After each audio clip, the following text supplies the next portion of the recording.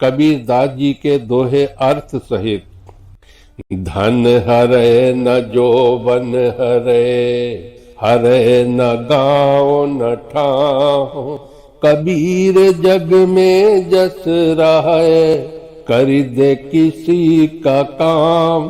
कबीरा कर दे किसी का काम। कबीरदास जी कहते हैं कि धन और युवावस्था स्थायी नहीं होती, न ही गांव या स्थान स्थायी होते हैं। कबीर कहते हैं कि दुनिया में नाम और यश तब ही बना रहता है जब हम दूसरों की सेवा करते हैं। इस दोहे में कबीर ने जीवन की अस्थिरता को व्यक्त किया है। धन और युवावस्था स्थायी नहीं है और न ही किसी गांव या स्थान की स्थिरता है। कबीर का कहना है कि सच्चा यश और सम्मान केवल दूसरों की सेवा करने से ही प्राप्त होता है। यही सच्चा मार्ग है जो जीवन में स्थायी प्रभाव छोड़ता है। कबीर एह मन मसखरा, कहूँ तो मानहि रोस।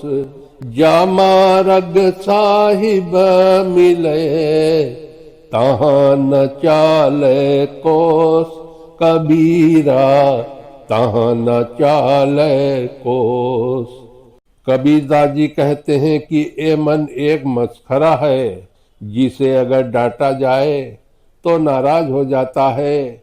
जिस मार्ग पर मालिक मिलते हैं वहाँ ये दूरी नहीं मापता।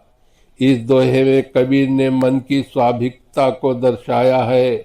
मन स्वभाव से ही स्थिर और अज्ञानी होता है। यदि इसे डांटा जाए तो ये गुस्सा हो जाता है और सही मार्ग पर चलने में विफल रहता है। जब हमें सच्चे गुरु या मालिक मिलते हैं तो मन उन पर ध्यान नहीं देता और सही मार्ग को नहीं पहचानता। इसका मतलब है कि मन की अस्थिरता और स्वाभाविकता हमें सच्चे मार्ग पर चलने से रोकती है। कुंभ बांधा जल रहा है, जल बिन कुंभ न होए। ज्ञान बांध बन रहा है, मन बिन ज्ञान न होए। कबीरा मन बिन ज्ञान न होए। कबीरदास जी कहते हैं कि पानी से भरा हुआ घड़ा उपयोगी होता है, लेकिन बिना पानी के वो बेकार है। ज्ञान मन द्वारा ही प्राप्त होता है और बिना मन के ज्ञान नहीं होता। इस दोहे में कबीर ने ज्ञान और मन के बीच के संबंध को स्पष्ट किया है। जैसे एक घड़ा पानी के बिना बेकार होता है, वैसे ही ज्ञान बिना मन से कुछ नहीं होता।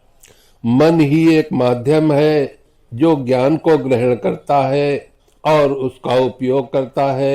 इसलिए ज्ञान का वास्तविक मूल्य तब तक नहीं होता जब तक कि वो मन के साथ जुड़ा न हो। मन चलता तन भी चले, मन चलता तन भी चले। ताते मन को घेर, तन मन दो बसी करे। होए राई सुमेर, कबीरा होए राई सुमेर। अर्थात जब मन अस्थिर होता है तब शरीर भी अस्थिर हो जाता है। जब मन और शरीर दोनों पर नियंत्रण हो जाता है तब व्यक्ति सुमेरु पर्वत की ऊंचाइयों को प्राप्त कर सकता है। इस दोहे में कबीर ने मन और शरीर के आपसी संबंध को बताया है। अगर मन अशांत और अस्थिर होता है तो इसका असर शरीर पर भी पड़ता है और शरीर भी अस्थिर हो जाता है। परंतु जब मन और शरीर दोनों को नियंत्रण में रखा जाता है तब व्यक्ति उच्चतम स्थिति जैसे सुमेरु पर्वत तक पहुंच सकता है। इसका तात्पर्य है कि मानसिक और शारीरिक संतुलन एक व्यक्ति को उच्च स्थिति और शांति प्राप्त करने में मदद करता है।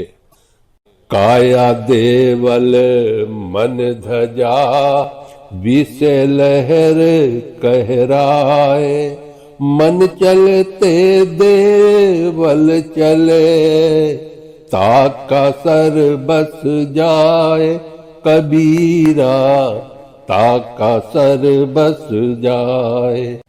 अर्थात शरीर एक मंदिर है और मन उसकी ध्वजा है। जब मन चलता है तो मंदिर भी साथ चलता है। इस प्रकार सब कुछ मन के अनुसार चलता है। इस दोहे में कबीर ने शरीर और मन के रिश्ते को मंदिर और ध्वजा के माध्यम से समझाया है। जैसे एक मंदिर की ध्वजा उसकी स्थिति को दर्शाती है, वैसे ही मन शरीर की स्थिति और गतिविधियों को निर्धारित करता है। जब मन की दिशा बदलती है तो शरीर भी उसी के दिशा में चलता है। इस प्रकार मन की अवस्था शरीर की अवस्था को प्रभावित करती है। मेरे साथियों, आज कबीरदास जी के दोहे अर्थ सहित यहीं पर समाप्त करता हूँ। जय श्री राधे कृष्णा।